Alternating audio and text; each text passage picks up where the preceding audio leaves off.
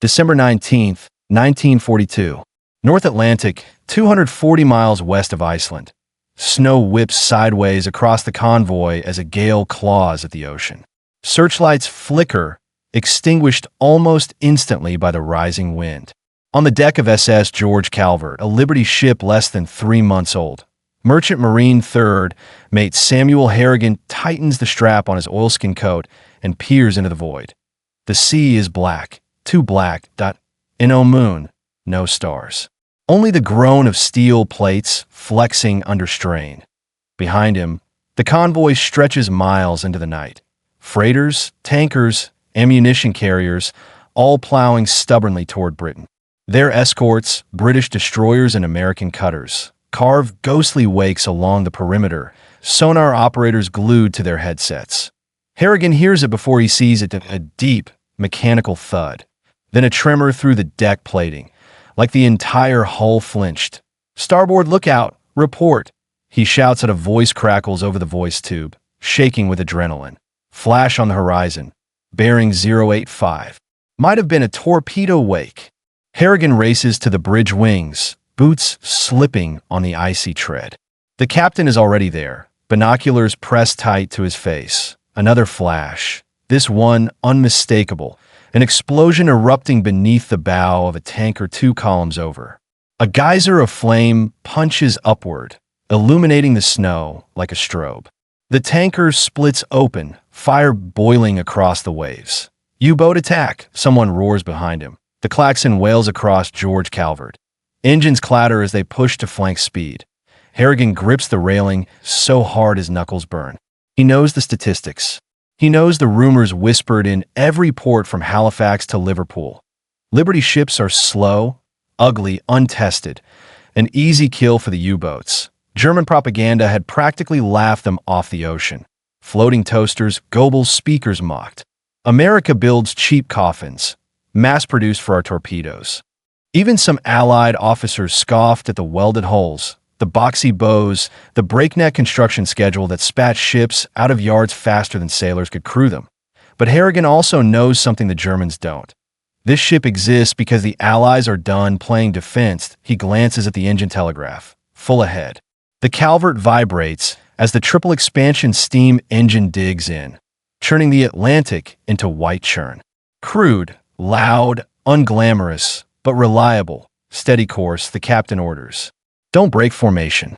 That's what the bastards want. Another explosion in the distance. Another column of fire. Convoy ships scatter, destroyers peeling off to chase pings on their sonar sets. Harrigan's throat tightens. He is 27. He never imagined his life depending on whether a ship built in 4 days could survive a torpedo spread. But that, he realizes in the screaming wind, is exactly what the Liberty ship was designed for. To sail, to be hit, to be replaced faster than the enemy can sink it, a blunt instrument of industrial warfare that a weapon made of. Steel, steam, and time itself. Harrigan steadies his breath. "Come on, girl," he whispers to the ship. "Show them what you're made of." And somewhere beneath the waves, a U-boat commander watches the convoy through his periscope. He sees the flames, the chaos, the silhouettes of Liberty ships pressing on through the storm. Unyielding, unstoppable, he curses softly. These damn American ships, they don't break.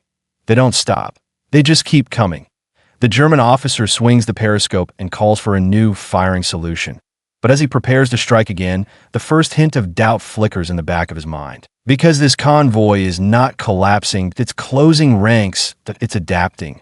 And against the darkness, dozens of Liberty ships grind forward, indifferent to the fire and wreckage around them. One thought strikes him like cold seawater. They're building more of these faster than we can sink them.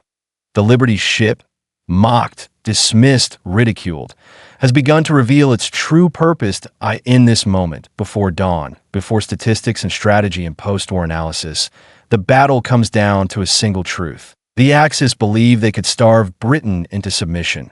But these ships, these ugly, stubborn, mass-produced miracles, are about to prove them wrong. The convoy plows into the storm, toward another night of peril, toward the relentless machinery of war. And aboard George Calvert, Samuel Harrigan watches the burning horizon fade behind the snowfall, heart pounding, hands shaking, but alive. The Liberty ship has survived its trial by fire, and the Germans have no idea what's coming next. June 5, 1941. Washington Navy Yard, Design Bureau Annex rain drums softly against the high windows as Vice Admiral Emory S. Land, head of the U.S. Maritime Commission, steps into a cramped drafting room. A dozen engineers in rolled-up sleeves hover over blueprints the size of dinner tables. Pencil scrape. Slide rules clack. Cigarette smoke hangs like FOG to T the far end of the room. Naval architect Henry J. Kaiser, the industrialist who built America's dams and bridges, leans over a crude, boxy outline of a ship. It isn't pretty, Kaiser admits, tapping the drawing, but it'll float. And more importantly, every shipyard in the country can build it. Land raises a skeptical brow. You're proposing a cargo ship made by welders instead of riveters. Half these men have never built a naval vessel in their lives. Kaiser grins, unfazed. Exactly, Admiral. We need ships faster than the U-boats can sink them. That means turning this, he gestures to the blueprint, into the Ford Model T of the Atlantic. He pulls a stopwatch from his pocket. One ship every 6 weeks to start. Soon after, one every 10 days. Eventually, he clicks the stopwatch. We can get down to a week. A silence settles over the room. Someone mutters, impossible. But Kaiser taps the steel bulkhead of a model hull. Not impossible. Assembly line. Prefabrication. 250-ton sections welded together like a giant puzzle. No frills, just tonnage. For a moment, Land studies the model. A bluff, bowed out a stubby hull, a squat superstructure. Ugly, almost comically, so T exhales. Will it survive the Atlantic? Kaiser shrugs. Long enough. 3 weeks later, Berlin. Office of the Propaganda Ministry. A stack of intercepted American design documents lands on Joseph Goebbels' desk. A junior officer waits rigidly as the minister flips through the pages. Goebbels scoffs. This is America's answer? A steel bathtub with an engine. He waves the papers dismissively. We'll call them the ugly ducklings. Tell the Wehrmacht they have nothing to fear. Mass production? Construction by amateurs? Ridiculous. He tosses the folder aside, but hesitates for a heartbeat too long, because inside those sheets lies something he cannot fathom. A nation preparing to industrialize war at a scale never seen in human history. October 30th, 1941. Baltimore, Maryland, Bethlehem Fairfield Shipyard. The first Liberty ship, the SS Patrick Henry, stands on her ways, towering above a sea of torches and scaffolding. Thousands of men and women swarm the site. Welders, pipe fitters, riggers, electricians. Some barely 18. Some mothers of 3. Some who've never touched a ship before this year. A foreman shouts over the din. Plate 52. Bring it up. A crane hoists a massive steel section. Pre-cut, pre-shaped, sliding into place with machine-like precision. Sparks rain like molten snow as welders stitch it together. Kaiser strolls along the catwalk. Nodding approvingly, he turns to his site manager. How long to finish her? 6 months, if the weather holds. Kaiser shakes his head. For months. Then 3. Then 2. The manager stares. We don't have the manpower. We will, Kaiser replies. And when we do, Berlin's going to choke on our smoke. December 12th, 1941. Launch day. A crowd of 30,000 gathers as the Patrick Henry slides into the Patapsco River. Flags snap in the cold wind. Reporters scribble furiously. Kaiser steps to the microphone. The Liberty ship is simple, strong, and built for one purpose, victory. A reporter calls out, "Is it true Germany mocks the design?" Kaiser smiles. They'll laugh until they realize the truth. We can build ships faster than their submarines can sink them. The hull hits the water with a thunderous splash, but beyond the cheers, beyond the patriotic music, beyond the jubilant crowds, an invisible clock begins ticking the countdown, not to a single battle, but to a war of attrition. Point 1 that will not be decided by admirals or aces or armored divisions, but by welding arcs, assembly lines, and the relentless roar of American industry. And somewhere deep beneath the Atlantic, a U-boat captain studies his charts, unaware that in less than a year, these boxy, ugly ducklings will flood the sea lanes, outnumbering, outlasting, and ultimately overwhelming his entire campaign. The blueprint Goebbels mocked is about to become the nightmare Karl Donitz feared most. March 3rd, 1943. Mid-Atlantic, aboard U-553. Moisture drips from the bulkheads. Diesel fumes cling to the air. The U-boat rocks gently as Captain Lieutenant Otto Mahler studies the convoy plotted on his chart table. His wolf pack, Grupp Seawolf, has shadowed the ships for nearly 6 hours, waiting for darkness to strike. A radio man calls from the forward compartment. Neues Funkspiel, Herr Captain, another convoy sighting from you. 2:21. Mahler exhales sharply. Another one. Always another one. He leans over the chart. Convoy after convoy. Endless lines of freighters and tankers. And now, these new American cargo ships, the square-shouldered silhouettes that fill his periscope view far more often than they did just months ago. He turns to his watch officer. Where are they coming from? It feels like the Americans launch 10 ships for every one we sink. The officer shrugs uneasily. Mahler mutters, almost to himself. They were supposed to be crude, disposable. But look at them. They sail in every weather. They don't break.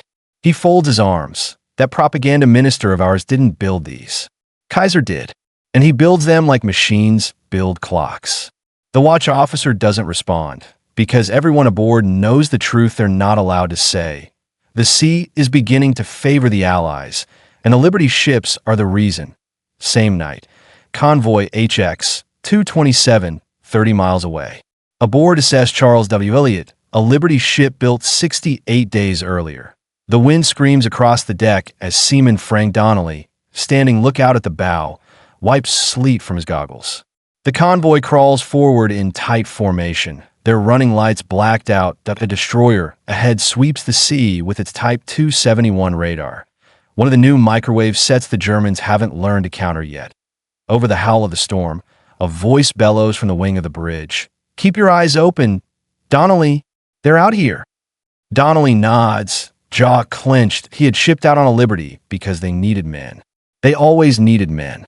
Crews couldn't keep up with ship production. A joke went around the docks. There are 2 hazards in a Liberty ship, U-boats and being assigned to one. But something has changed in recent weeks. The escorts are closer, the air cover more reliable, and the Liberty ships themselves, lumbering and ugly, move with a confidence he hadn't felt on earlier crossings. Below him, the triple expansion engine beats steadily, a deep metallic heartbeat pounding through the steel. Donnelly hears the faint hum of the convoy's new HF/DF gear, scanning the sky for U-boat transmissions. He sees the escorts weaving in protective arcs. And then, a flicker of light. A periscope flash. His voice rips through the storm. Wake off the port bow. Torpedo in the water. The ship shudders as the helm swings. The torpedo passes 15 yards to starboard, slicing harmlessly into the dark. The convoy erupts into motion. Destroyers surge forward. Ash cans, depth charges, thunder into the depths. Donnelly can't see the U-boat, but he hears the sea erupt with the concussive thump of detonations. Water sheets over the rail as the Elliott plows through the waves. Behind him, an escort captain radios the convoy commander. We've got them, sir. They're not getting through tonight. And for the first time, Donnelly believes it. Below the surface, U-553. Mahler grabs a handhold as a shockwave slams through the hull. Lights flicker. Tools fall from racks. Depth charges, the engineer shouts. Close. The pressure hull groans as another barrage detonates overhead. Mahler steadies himself. Silent running. Hard to port. Take us deeper. The U-boat creaks as it descends, deeper, deeper, past its rated limit. Men hold their breath. Batteries hum. Engines silent. Condensation trickles down steel as the hull moans under strain. Mahler whispers a bitter truth. We can't kill them fast enough. His watch officer looks up. Mahler continues, voice low but steady. Every month their shipyards grow. Every month more Liberties sail. We sink 5, 10 more take their place. Another explosion rocks the submarine. And now, their escorts, their radar, their aircraft, everything is changing. The watch officer swallows hard. Sir, what if Donuts is wrong? What if we can't starve Britain? Mahler doesn't answer, because he already knows. Dawn breaks over the convoy. The storm eases. The convoy reforms. Liberty's ships, battered, iced over, blackened from soot, hold steady in the pale morning light. Donnelly lowers his binoculars and exhales for the first time in hours. They have survived the night. The U-boats didn't win. Not this time. And as he watches the horizon brighten, he finally understands. The Liberty ship isn't just a vessel. It's a promise, that a guarantee that no matter how many are lost, millions of tons of food, fuel, and munitions will still cross the Atlantic, that a promise the Germans can't stop. Not anymore. August 14th, 1943. Richmond, California. Kaiser Shipyard's Yard Number 2 heat shimmers above the concrete as welding torches roar like miniature suns. Thousands of workers stream across the yard. Men in denim overalls, women in red bandanas, migrant from the Dust Bowl, black welders from Louisiana, Navajo riggers, Japanese-American mechanics released from internment camp labor pools. The shipyard never sleeps. T Slipway 7.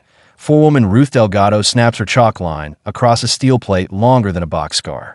At 28, she commands a crew of 40 welders, some veterans of the job, most learning as they go.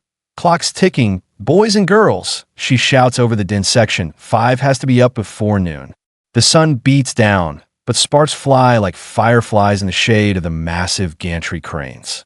Delgado's team positions a prefabricated hull block, over 300 tons of steel, while foreman above signals cranes with quick, practiced gestures. The block swings into place at a perfect fit. Burn it in, Delgado shouts. Welders drop their visors.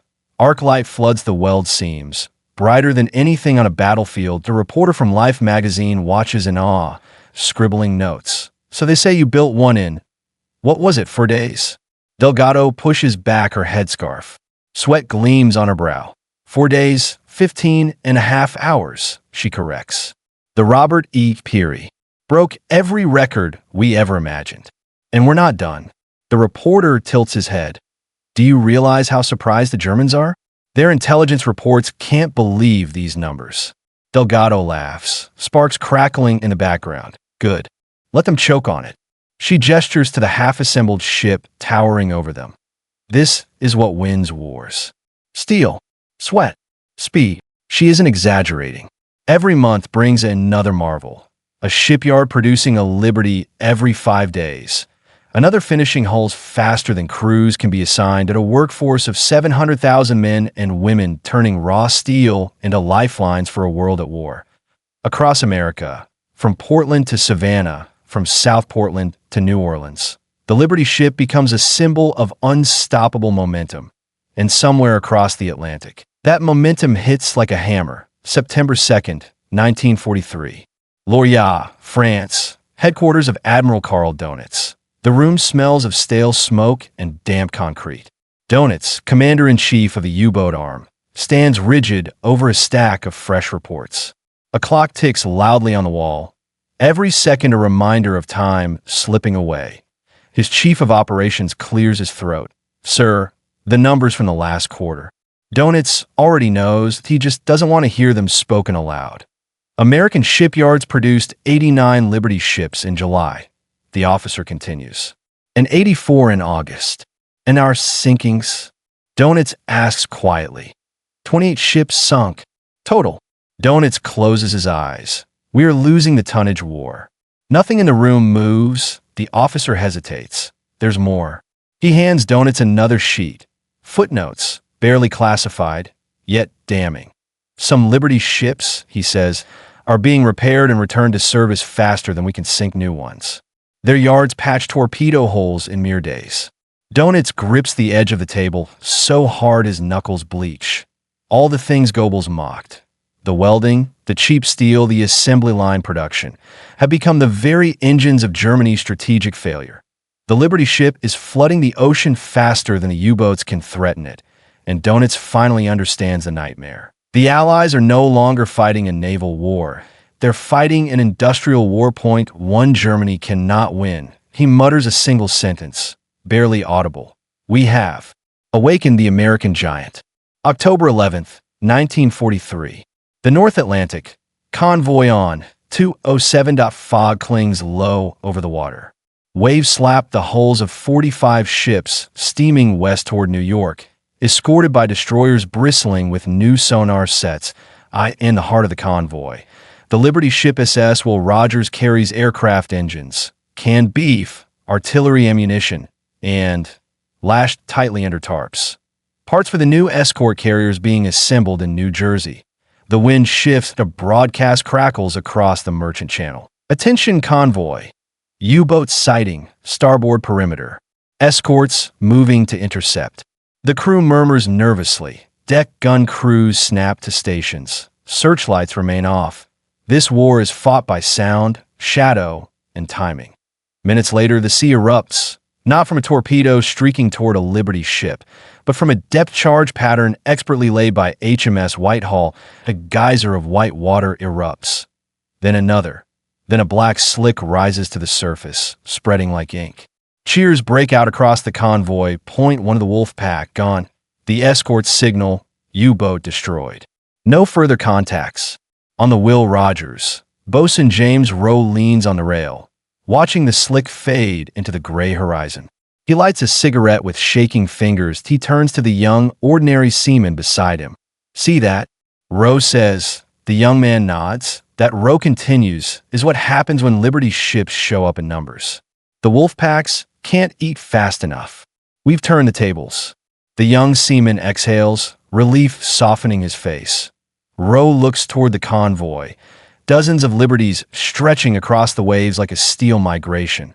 We keep building, he says. That's the secret. You can sink us, sure, but we'll replace every one with 3 more. He taps ash over the side. And that's what scares them. Not us, not the escorts, the shipyards. Behind them, the convoy pushes westward, undisturbed, unstoppable. The hunters have become the hunted. May 22nd, 1944. North Atlantic air gap. Aboard the Liberty ship SS Jonathan Grout. Dawn bleeds across the horizon in bands of cold blue and silver. The sea is calm, unervingly calm, like a great iron lid clamped over the deep. Chief Engineer Walter Krell, a grizzled 42-year-old from Toledo, steps out onto the catwalk above the engine casing to feel the air. For months, he's lived inside the thundering belly of the ship. Oil mist in his beard, steam on his skin, the triple expansion engine hammering like a church bell at his back. But today, something feels different. He watches the escorts zigzag in the distance, that he scans the horizon where U-boat wakes once prowled. Nothing, too quiet. A mess steward climbs up from the companionway and calls to him. Coffee's hot, Chief. You looking for trouble? Krell grunts. Not trouble. A pattern. There's always a pattern. He stares across the Atlantic. Then freezes. A shadow breaks the surface off their starboard bow. Krell's heart lurches. He grabs the rail, leans forward, squints. A fin, a periscope. Another U-boat stalking from the depths, but the shape rises higher, longer, broader. Smooth metal glinting in the sun. A conning tower, but wrong. Too ragged. Too battered. Listing. U-boat on the surface. Krell yells. Sailors race to stations. Gunners swing their 20mm mounts toward the threat. But then the truth reveals itself. The submarine is barely alive. Her deck is half flooded. Her bow is crumpled inward like a kicked door. The crew, skeletal, soaked, exhausted, waves a white cloth stitched to a shattered antenna. They aren't attacking, they're surrendering. In the middle of the Atlantic. A merchant ship to a Liberty ship. Krell whispers, stunned, Holy Mother, they're quitting. Within minutes, a destroyer from the escort screen races over the waves, guns trained but unused. Lines are thrown. The German captain, barely able to stand, is hauled aboard on the destroyer's deck. He collapses to his knees, whispering in accented, broken English, Food, please. No more fuel. No more torpedoes, hunted everywhere. He looks up at the Liberty ships plodding across the sea. endless and unbothered. Our wolf packs, he rasps, they are finished. Meanwhile, aboard U-995, 60 miles away, submerged at 160 meters, Captain Lieutenant Eric Haldenfeld studies his attack tables again and again, sweat dripping into his eyes. His crew waits in tense silence. 5 days ago, he spotted a convoy. 5 days ago, he lined up a perfect shot. But every single time, escorts pounced on him with radar-guided precision. Hedgehogs rained down like steel hail. Aircraft circled overhead as if reading his thoughts. His first officer breaks the silence. "Herr Captain, this is no longer a hunt." Haldenfeld's jaw tightens. "It's suicide." He doesn't reply. He doesn't need to, because the reality has become unmistakable. The Atlantic has changed. The air gap is gone. Escort carriers swarm the sea. New sonar pierces the deep. Mosquitoes and Sunderland's knife across the sky, and everywhere he looks through his periscope, like a nightmare repeating. He sees them, Liberty ships. Always more Liberty ships. Endless, inexhaustible. He lowers the scope, defeated. "I can't get through," he whispers. None of U.S. can. He orders a retreat, southwest, away from the convoy lanes he once ruled, not a U-boat captain, fleeing the very waters he once prowled. Back to the surface. SS Jonathan Grout. The German survivors are transferred to the destroyer. The Liberty ships tighten formation and steam onward.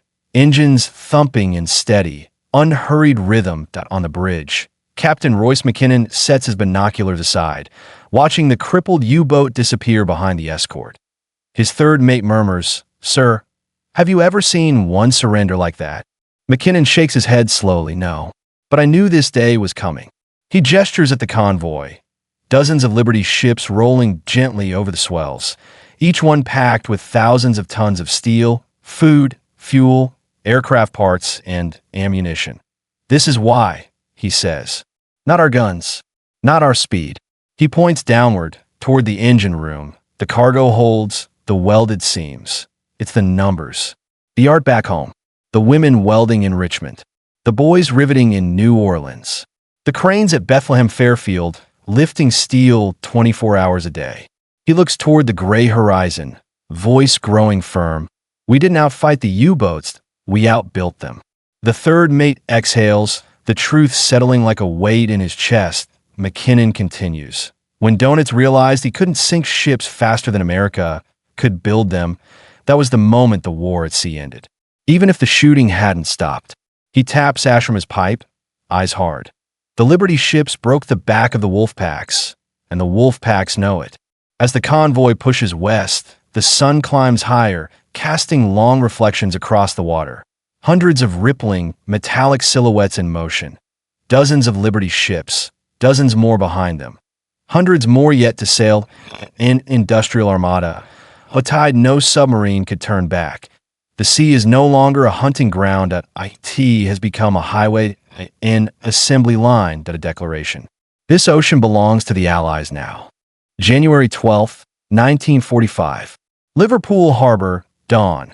Frost clings to the rails of the Liberty ship SS Henry Bacon as she prepares to depart with convoy R-64, bound for Scotland and then the United States. Dock cranes groan, slinging crates of rations, tank treads, aircraft tires, medical kits, and mail sacks in her vast cargo holds. Bosun Elias Turner, a 33-year-old from Brooklyn, rubs his hands together and breathes into them, watching steam billow into the icy air. He's made 13 crossings. He knows every creak of the deck, every rhythm of the ship's engine. And he knows, somewhere out there, a few desperate U-boats still lurk. But even Turner feels something new in the air this morning. The sense that the ocean has finally changed sides. The harbor master waves from the pier. "Bacon, you're cleared." Fall in behind the Peterson. Turner nods and signals the bridge.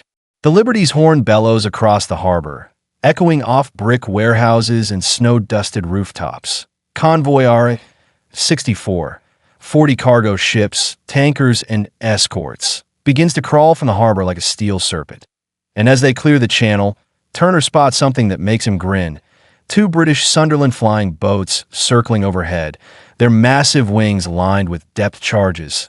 "Look at that," he mutters. Escorts from the sky. No gaps left, no blind spots. He feels the deck thrum beneath him. The Liberty ship's engine pushing her forward, tireless as ever did a year ago. Germany's wolf packs would have been waiting.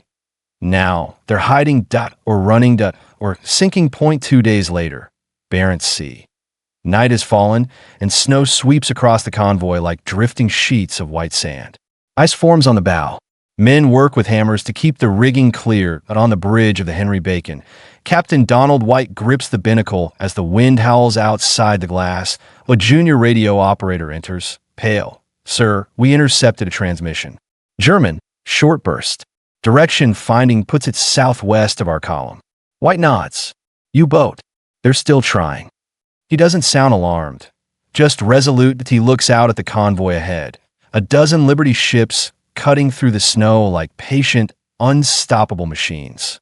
Their hulls groan, their stacks belch steam and soot, but they hold the line without fear. Years ago, a single U-boat sighting would have sent panic through a convoy. Now, the escorts shift formation automatically. The Sunderland's drop flares across the night sky. The convoy barely changes speed.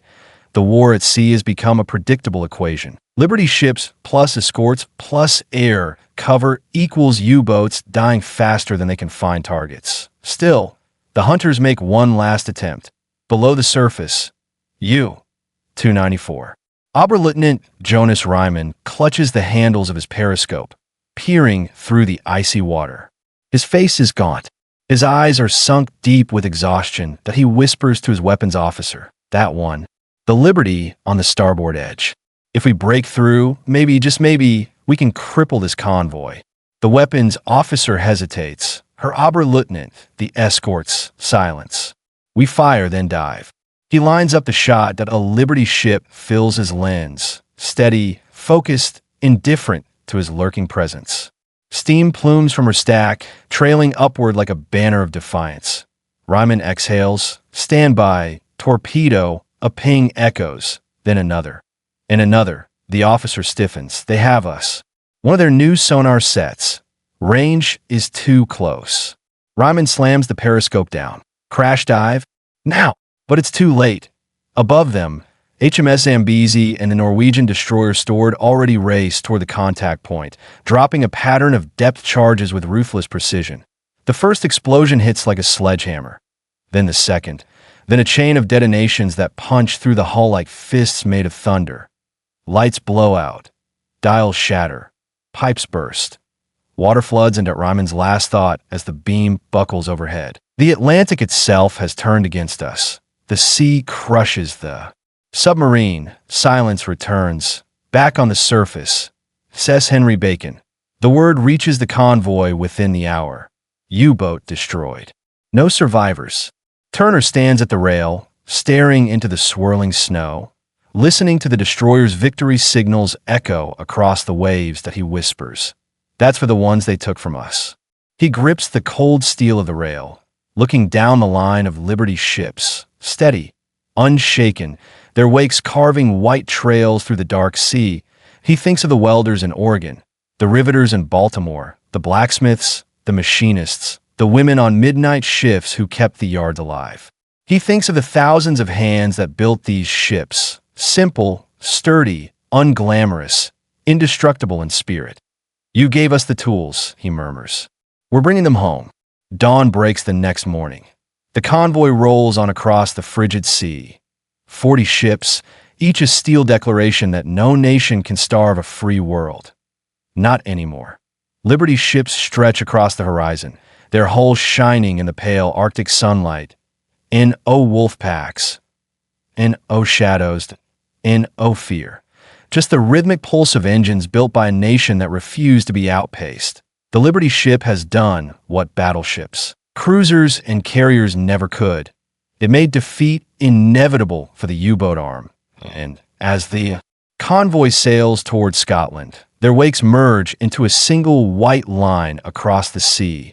A line drawn under the final chapter of the Battle of the Atlantic. June 15th, 1943. Richmond Shipyard Number 2, California. The whistle shrieks across the waterfront as night shift ends and day shift pours through the gates like a human tide. Welders sling their helmets over their shoulders, sleeves burned from yesterday's sparks. Riveters step into position. Crane operators climb steel ladders slick with ocean mist. And ahead of them, towering over the bay, is the half-finished hull of another Liberty ship. Its steel plates still glowing faintly from the morning welds. Foreman Charles read.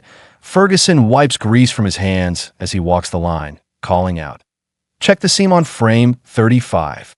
Don't let that one cool." It still amazes him. Every day, the ship seems to grow like a living thing that a month ago, it was nothing but a concrete slab. Now, it's a freight titan taking shape before his eyes that a foreman from Shipyard Number 1 runs over, panting. "We're behind on hull stamping again.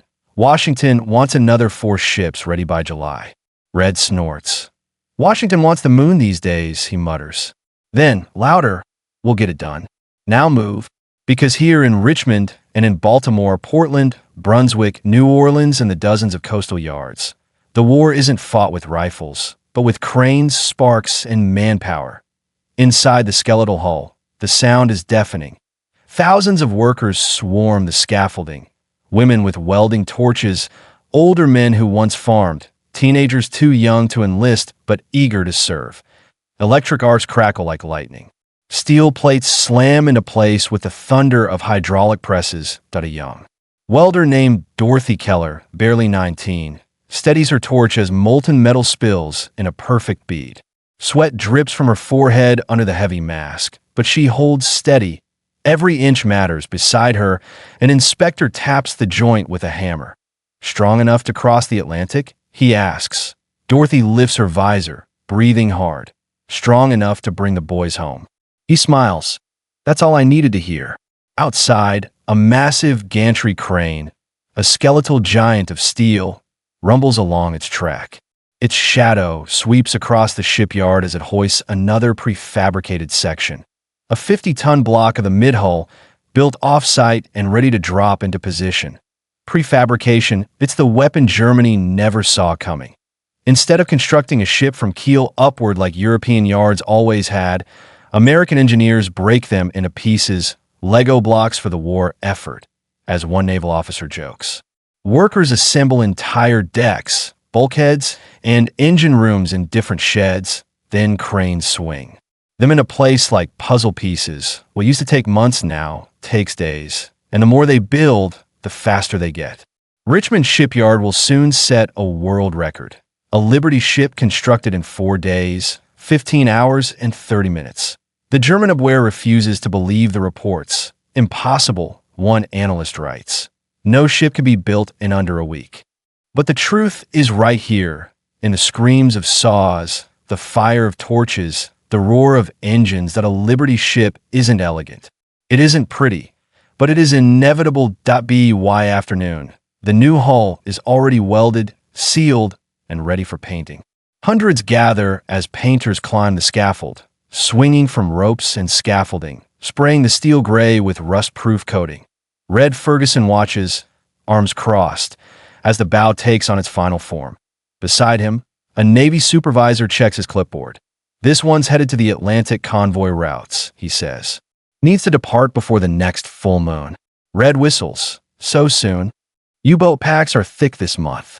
We need every hull we can push into the water." Red nods. "Then, launch ceremony tomorrow morning. Don't be late." June 16th, 1943, the entire shipyard crowds the dock as the hull slides down its greased timbers into the bay. Sirens wail. Flags whip in the wind. A brass band churns through a patriotic march. Dorothy Keller stands with dozens of welders, hands still rough from torch work. She watches the ship slide toward the water, so enormous it seems to blot out the sky. A sponsor cuts the rope holding the champagne bottle. IT smashes against the bow. "I christen thee," says Joseph Antiel. The crowd roars. The hull hits the bay, throwing up a wave that soaks the front rows, but no one cares. Workers scream, laugh, and hug each other as the ship settles in the water. Dorothy wipes a tear she didn't expect. Each Liberty ship launched means another convoy stocked with food, fuel, ammunition, and hope. Each ship launched is another message to Berlin. You cannot sink them fast enough. Later, as dusk falls, Red stands alone by the quiet dock, staring at the ship floating proudly under the orange glow of shipyard lights. A tug nudges it toward the fitting-out pier where engines, radios, and armaments will be installed. Red folds his arms. Another one done, he whispers to no one, then he glances at the construction ways behind him. The concrete slab is already being cleared. Workers are rolling out steel beams. Welders are taking up positions. The next ship begins now. The line never stops because Liberty ships aren't just built, they're forged, poured from the combined will of millions of Americans, each determined to outproduce tyranny itself. And soon, these steel giants will steam into waters ruled by the wolf packs, toward the heart of the Battle of the Atlantic, where they will face their greatest test. July 9th, 1943. Mid-Atlantic, 600 miles south of Iceland. Fog rolls low across the water like a gray shroud. The horizon is empty, quiet, deceptively peaceful. But beneath the surface, in the cold, black depths, steel predators move in coordinated silence as a convoy of Liberty ships, tankers, and escorts slices through the swells. Their wakes carve long white trails stretching back toward Halifax. On the bridge of the brand-new SS Joseph Antille, Captain Harold Mason presses a pair of binoculars to his tired eyes. He has been awake for 36 hours. "Anything on radar?" he asks. His first mate shakes his head. "Nothing, but the escorts say HF/DF picked up chatter an hour ago. They're out there." Mason nods, but it's always like this. The tension before the attack, the sense that the ocean itself is holding its breath, that a low, groaning creak echoes through the Liberty ship as a wave lifts her hull. She's not elegant like a merchant liner, not sleek like a destroyer, but she is steady, predictable, strong. Below deck, the triple expansion steam engine thunders like a heartbeat, pushing 7,000 tons of cargo eastward. Canned rations, aircraft engines, medical supplies, tank parts, crates of .50 caliber ammunition, gasoline sealed in rust-proof drums, a floating arsenal, built in 4 days, 100 meters below the convoy, in the dim red glow of U-557's control room. Captain Lieutenant Victor Eberhardt peers through the periscope, adjusting the focus until the hazy shapes sharpen into silhouettes. He counts them softly. 7 Handelsschiff. 2 Zerstörer. 7 merchant ships. 2 destroyers. But one silhouette catches his eye. A boxy, stubby bow, straight sheer line, no curve whatsoever. Another Liberty ship, he mutters with disdain. His chief engineer scoffs. These American pigs build them like toys. Eberhardt doesn't answer. He keeps watching the convoy, his jaw tightening, because he knows the propaganda. He's read the internal naval bulletins claiming Liberty ships are mass-produced garbage, soft targets, barely seaworthy. But the numbers do not lie. For every Liberty ship sunk, America launches 3 more. Eberhardt lowers the periscope. They're winning the war with factories, he says quietly. Then he straightens, resolve returning. But tonight, we remind them that the wolf pack still has teeth. He turns to the helmsman. Bring us to attack depth. Set up for a spread of 4 torpedoes. 20 minutes later, Captain Harold Mason grips the bridge railing as the fog thickens. The young lookout on the starboard wing shouts, "Sound contact, bearing 080. Before Mason can respond, the convoy escort USS Babbitt flashes a signal lamp across the gloom. Submarine. Possible contact. Increase speed. Mason snaps orders. Engine room. Flank speed. Bring her to 10 knots. The Liberty ship shudders as the engine spools up. Her blunt bow slaps against the growing waves. Below deck, sailors scramble to man the single 3-inch gun and the 2.50 cal mounts welded to the aft deck that a gunner named Billy Thompson, barely 20, slaps a belt into the machine gun. His hands tremble. He whispers to himself, come on. Then the ocean erupts. The torpedo detonates prematurely, either a dud or thrown off by the convoy's zigzag maneuver. The explosion churns a geyser 40 feet high alongside the lead Liberty ship. Mason steadies himself against the shockwave. "They fired too early," he growls. But they're trying to panic us." But under the water, Eberhardt curses, "Missed by 20 meters. Adjust solution. Ready second spread." His crew races to reload, that he knows he is only minutes before the escorts triangulate his position. On the surface, the destroyers swing out aggressively, racing to the edge of sonar range. The convoy commander radios across all bridges. "Maintain course. Maintain speed. Do not break formation." Liberty ships may not be fast, but they are disciplined.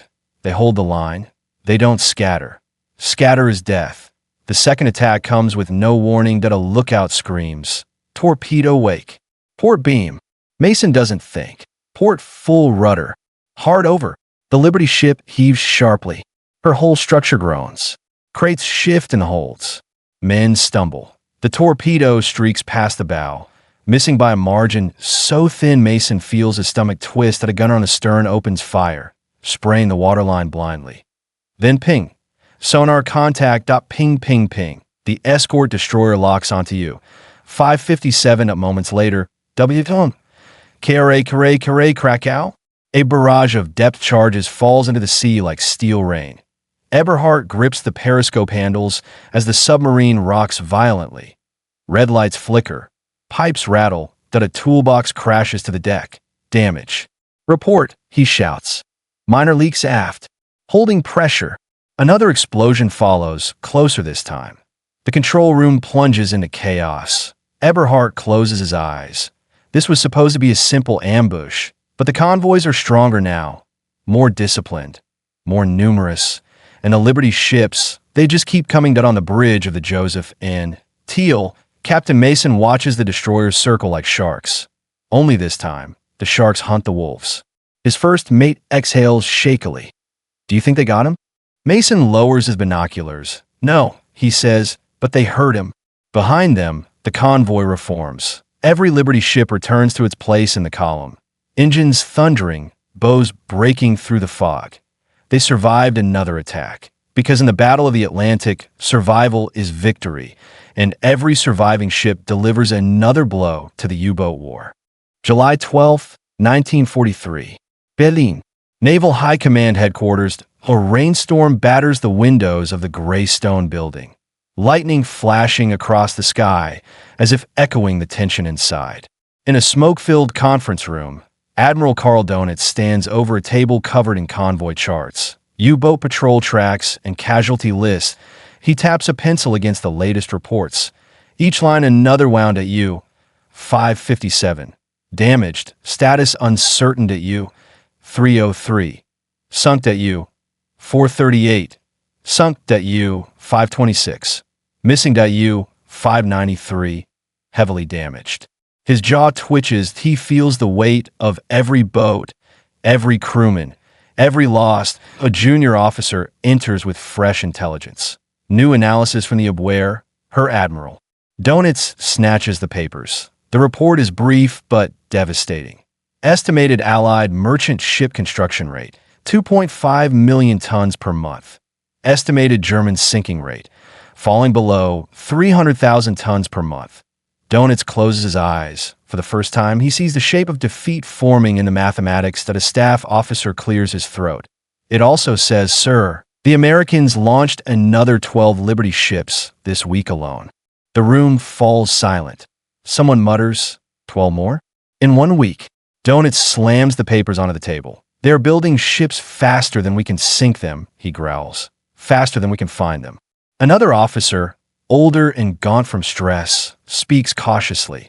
Berlin newspapers say the Liberty ships are fragile, poorly made. Cheap targets. Donitz glares. "Propaganda," he snaps. "We tell the public they are fragile because we must give them hope." He points at the charts. "But these are the facts.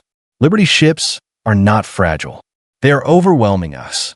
He steps away from the table and stares out the window at the storm. Lightning illuminates his face. Tired, hardened, but not yet broken.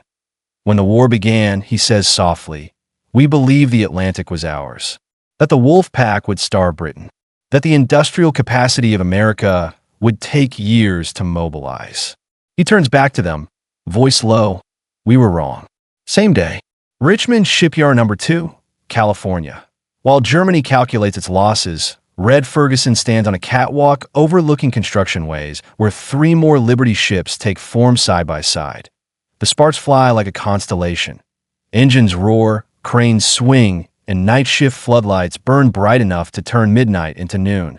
Dorothy Keller walks beneath him, wiping sweat and soot from her face as she finishes a shift. She joins a cluster of workers staring at a chalkboard on it. Daily output goal: 1.5 hull sections completed today.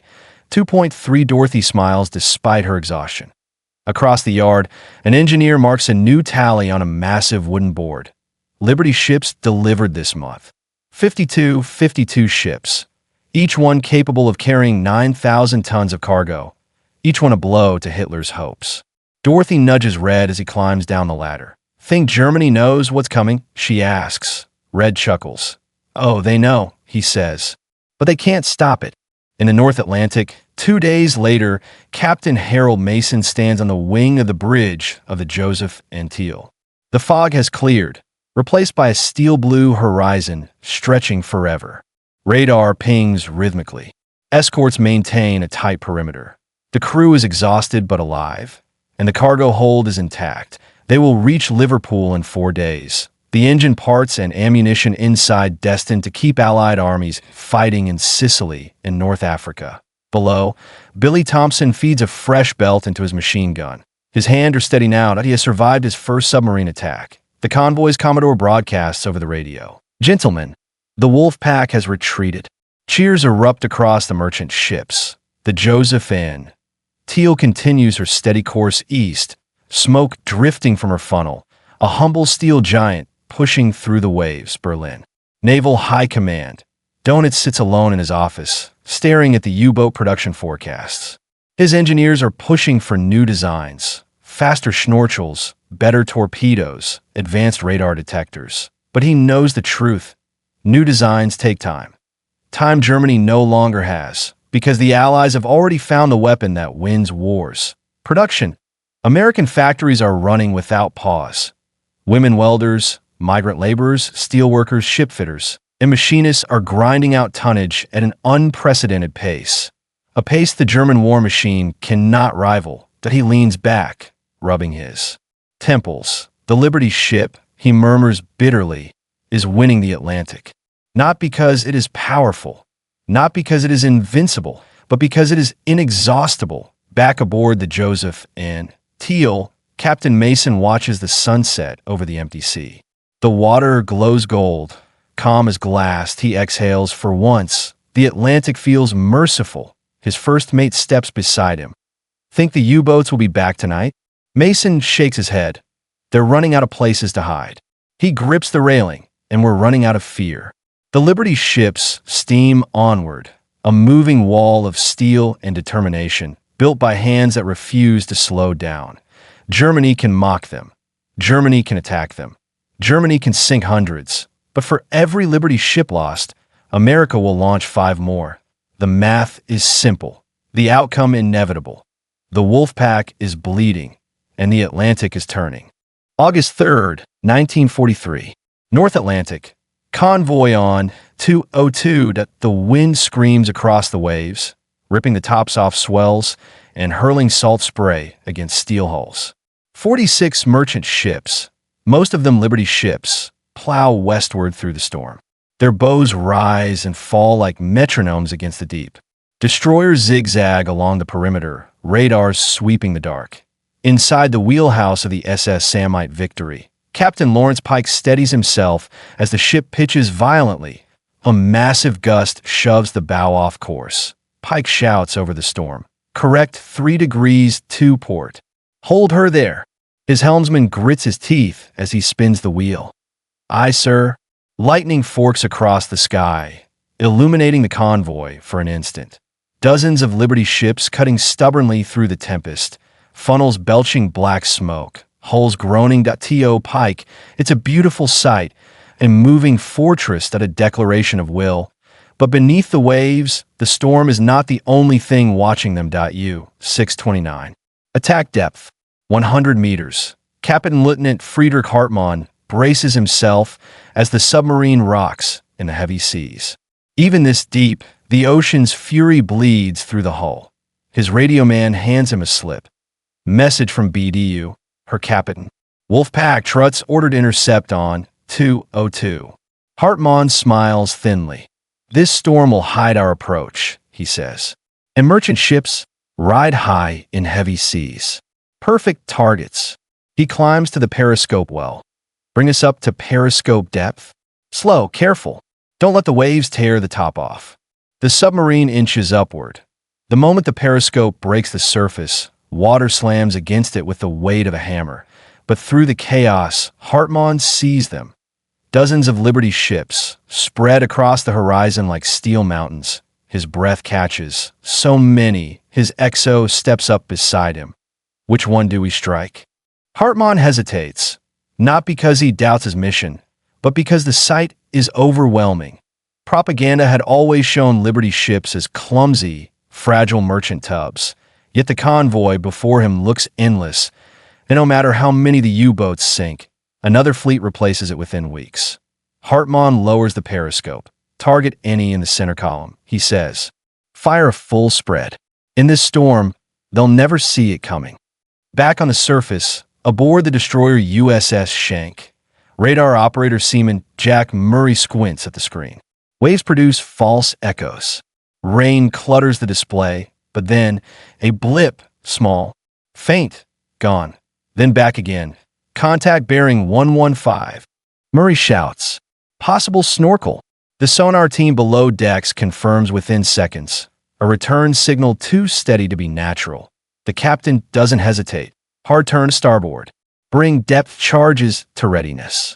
The destroyer carves through the waves like a knife, racing toward the submerged shape. U-629 to the submarine tilts sharply as Hartmann orders a dive. Destroyer closing fast. The hydrophone operator yells.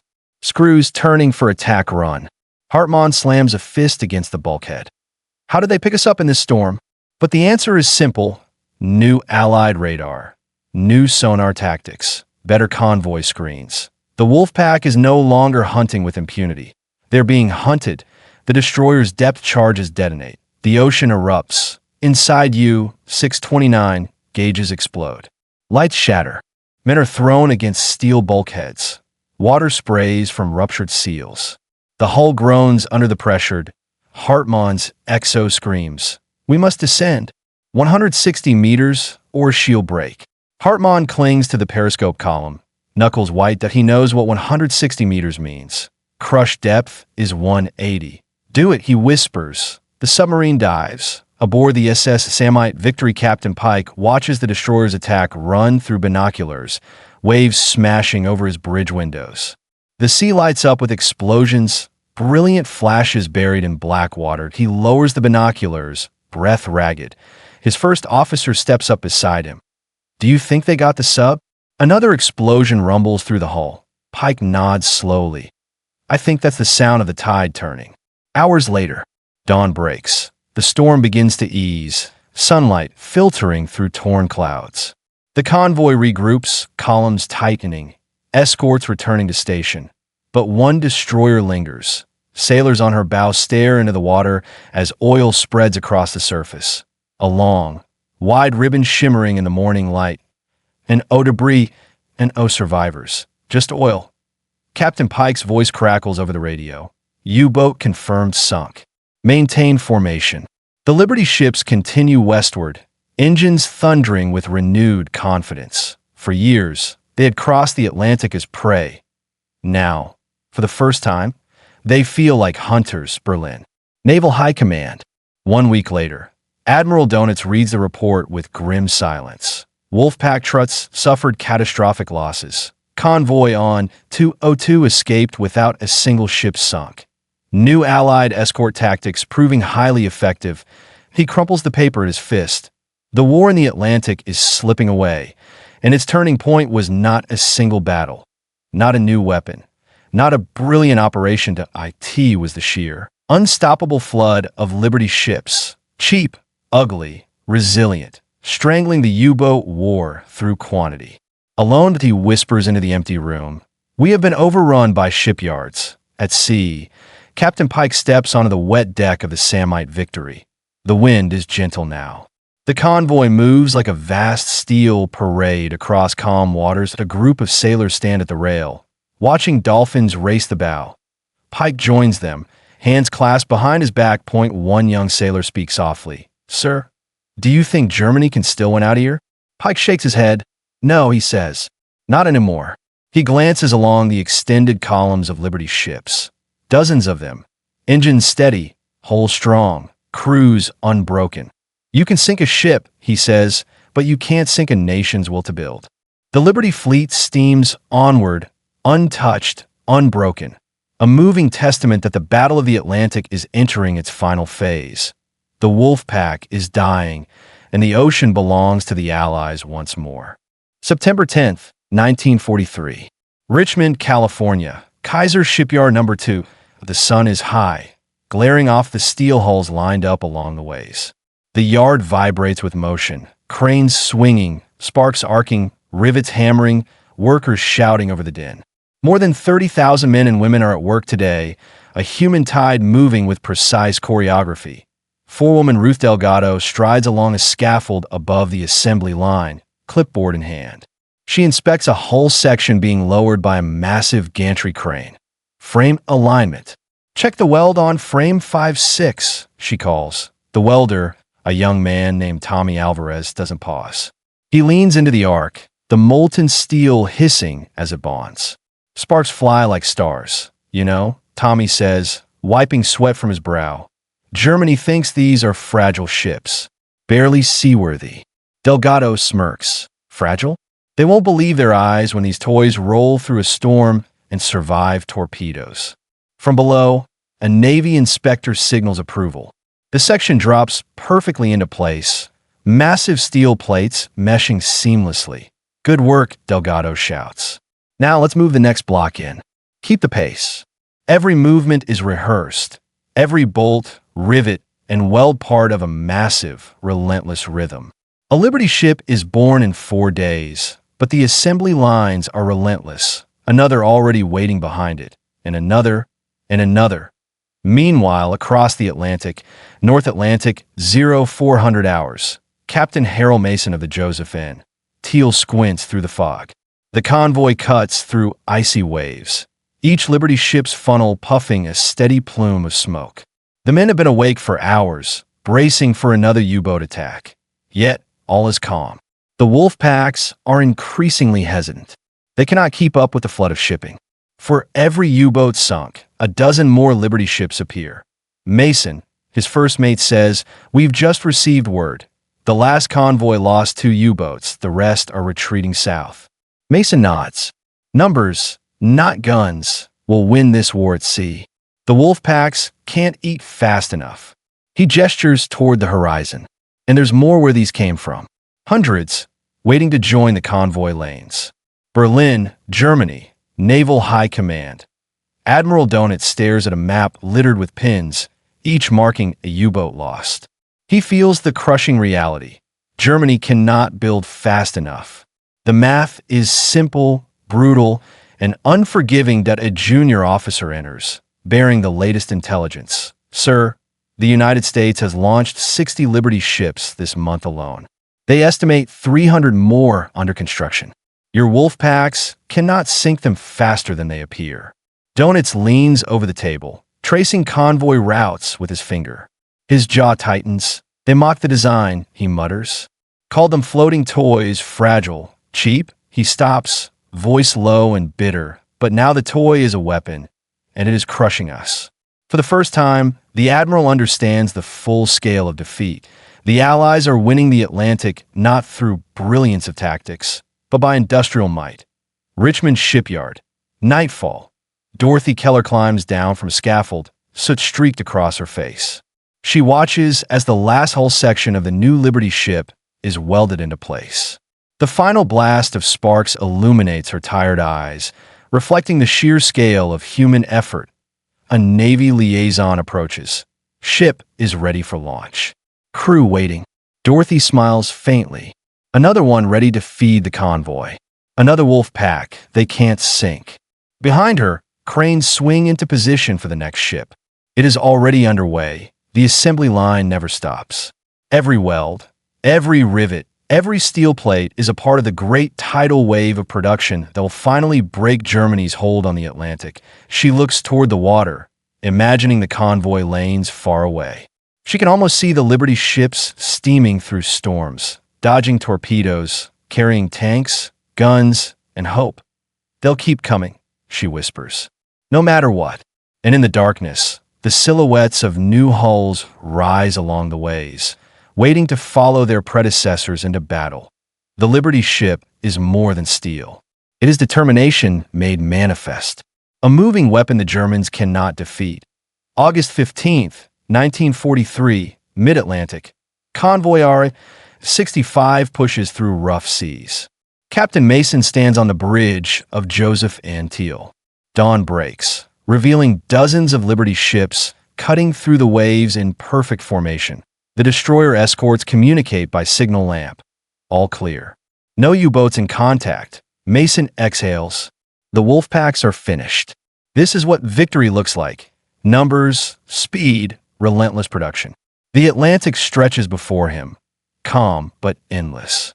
Each Liberty ship behind him carries steel, food, medicine, and the weight of a nation's determination. And with each passing hour, the wolf packs fade farther into history. October 2nd, 1943.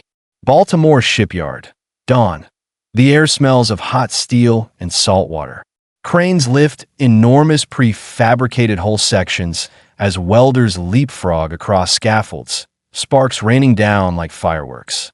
The yard hums with ceaseless motion, a human orchestra playing the rhythm of victory. Foreman George Whitman, his face lined with soot and age, watches as workers maneuver a 45-ton midship section into place. His voice carries over the noise. Hold steady. Check the keel bolts. Perfect fit or start over. Nearby, welder Martha Matty Simmons leans into her torch, lips pressed together, beads of sweat forming along her brow. Sparks hiss and smoke curls upward. She doesn't look up. Every second counts. Every hour counts. Every ship counts that a crane operator signals from above. The massive section swings gracefully into place. Whitman shakes his head in disbelief and admiration. Another one done in 4 days flat. Unreal. Maddie wipes her face with a rag, muttering, "They mocked us in Berlin. Call these ships flimsy, cheap, useless." But they'd change their tune if they could see the convoy lanes. And soon they will. Meanwhile, at sea, Convoy HX 251, North Atlantic 0600 hours. Captain Lawrence Pike of the Samite Victory squints against the rising sun reflecting off the waves. The Liberty ships stretch ahead in perfect formation, a gray steel armada cutting through fog and whitecaps. The radio crackles. Enemy sonar detected. Bearing 140. Possible U-boat. Pike tightens his jaw. Helmsman, maintain course. Engines steady. Signal escorts. Below deck, sailors man the 3-inch guns and .50 caliber mounts. Every man knows the drill. This is not their first submarine encounter, and probably not their last. But today, they feel different. Unshakable. The U-boat surfaces briefly, trying to find a weak point. But the escorts, a mix of destroyers and corvettes, respond instantly. Depth charges explode with precision, forcing the wolf pack to scatter. Pike watches from the bridge, voice low. They can try, but they can't keep up. For every one they sink, 5 more will take its place. Berlin, Naval High Command. October 3rd, 1943. Admiral Karl Donitz stares at his charts, grim. Columns of red marks, sunk U-boats, litter the North Atlantic. Convoys report losses minimal, yet more ships appear every week. He turns to his aides, voice tense. They mocked the Liberty ship, called it a floating coffin, a toy, a joke. He taps a pin on the map, representing a convoy of 50 Liberty ships. But the joke is on us. Each ship, stronger than we imagined. Each convoy longer than we can hunt. Each week, another 100 ships added. And every week, our wolf packs bleed dry. A young officer hesitates. Sir, our submarines cannot match the production rate. Even with improved tactics, Donitz waves him off, voice bitter. We cannot win the Atlantic. Not with ships we cannot sink fast enough. Not with a nation building faster than we can destroy. The realization settles over the room like a lead weight. Back in Richmond, California, October 4th, 1943. Dorothy Keller climbs down from a scaffold after finishing her shift. She watches a Liberty ship glide into the water, cranes and workers moving like clockwork. The hull hits the bay, sending a wave crashing along the dock. Foreman Whitman joins her, another one ready for the convoy lanes. Dorothy smiles, sweat streaking her face. The ocean is full of them now. Too many for them to stop. Whitman nods. This is how we're winning the war at sea. Not by sinking submarines. Not by chasing battleships. By sheer numbers. By steel. By will. In the distance, more hulls line the ways, sparks flying as they rise from the assembly lines. Each one is another arrow in America's industrial quiver. Every one of them destined to cross the Atlantic, carry vital supplies, and survive attacks that would have stopped lesser ships. Mid-Atlantic, Convoy HX 251. October 5th, 1943, the fog lifts to reveal dozens of Liberty ships, their funnels belching smoke, engines thundering across the waves. Captain Pike watches from the bridge. He exhales slowly, voice almost reverent. The wolf packs can come. They can attack. But this fleet, it cannot be stopped. A young sailor looks up at him. Sir, do you think they'll ever give up? Pike shakes his head. No, they can't. Not with this army of steel behind them. Not with the factories back home churning without pause. We outnumber, outproduce, and outlast them. The Atlantic is ours. The convoy surges forward, waves crashing along steel hulls. The Liberty ships, ugly and stubby, continue their relentless march. Each ton of cargo, each mile traveled, each day survived is a victory. And as the sun sets over the Atlantic, the waves glint like silver. The Liberty ships are more than ships now. They are a weapon, a statement, an unstoppable tide that will crush the U-boat campaign forever. November 14th, 1943. North Atlantic, convoy on, 2:30. The air is sharp, carrying the scent of salt and diesel. Dawn light strikes the rolling waves, painting them silver and gray. Captain Harold Mason leans on the bridge railing of the Joseph N. Teal, binoculars pressed his eyes. The Liberty ships stretch as far as the horizon. 49 in total, their stacked funnels coughing steady smoke into the crisp morning air. Engine rhythm thrums through Mason's feet like a heartbeat, steady and relentless. The lookout shouts from the starboard wing. Periscope sighting. Bearing 080. Submerged.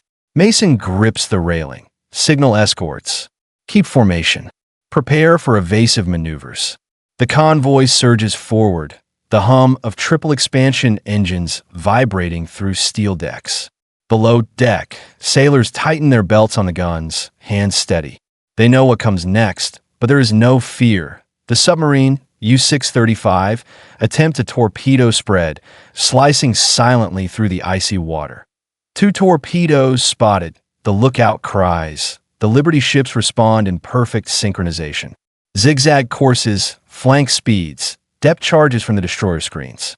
1 torpedo passes harmlessly under a Liberty ship's bow. Another detonates prematurely, sending a geyser of water into the stormy sky. Captain Mason exhales, voice low. They can't keep up. We're too many. Too fast. Too resolute. Berlin, Germany, Naval High Command. November 15th, 1943. Admiral Karl Donitz stares at a map cluttered with red marks. Each pin represents a lost submarine, an opportunity missed, a life gone. The statistics are staggering. U-boat losses this month. 34 Liberty ships launched this month. 72 merchant tonnage sunk by U-boats. Falling below 150,000 tons, Donitz whispers to himself. They mock them, cheap, fragile, poorly built, and yet He traces a convoy lane with his finger, eyes narrowing. Each ship is a hammer striking at our fleet. Each launch another nail in the coffin of the U-boat arm. A staff officer clears his throat. Sir, the attrition is unsustainable. At this rate, wolf packs will be decimated within months. Donuts leans back in his chair, voice quiet, bitter. The Allies have found the one weapon we cannot counter: infinite production. Richmond Shipyard Number 2, November 16th, 1943. That the yard glows under the lights of night shifts. Sparks arc like miniature stars from welders' torches. Cranes swing enormous hull sections with mechanical precision. The sound of hammers, drills, and engines forms a constant, relentless symphony.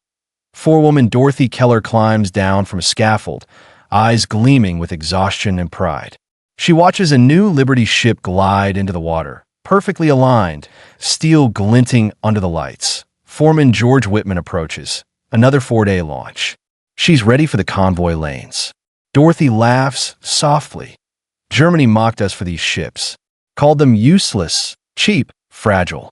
They mocked what they could not understand: speed, discipline, numbers, and will. Whitman nods. And that's the weapon. Not guns, not torpedoes, not tactics. Steel and resolve, multiplied by factories that never stop. Behind them, new hulls rise along the ways. Sparks fly as the next ships begin their relentless construction. Each one is destined for the Atlantic, carrying tanks, ammunition, rations, and hope. That Mid-Atlantic Convoy HX 257, November 20th, 1943. To Captain Mason of the Josephine. Teal watches as the convoy cuts through the waves. Dozens of Liberty ships stretch out in precise formation. The destroyers sweep the edges, radar and sonar at full alert. A faint periscope wake is spotted. The crew prepares, but the moment passes. The submarine was spotted and forced to dive by escort action. No ships are lost. Mason exhales. They can try, but they can't keep up. For every ship they sink, 5 more will take its place. The tide has turned irrevocably. Below deck, sailors exchange quiet smiles. The rhythm of engines, the constant hum of life aboard the ship, and the knowledge that each voyage is a victory fills the crew with a calm, unwavering determination. The Liberty ships continue, each one a steel testament to American industrial power, human effort, and national will. The Atlantic is no longer a hunting ground for wolf packs. It is a highway for victory. The German U-boat campaign is faltering. Production has outpaced destruction. Discipline, resilience, and relentless effort have turned the tide. The Liberty ships are more than vessels now. They are an army of steel, moving with unstoppable momentum.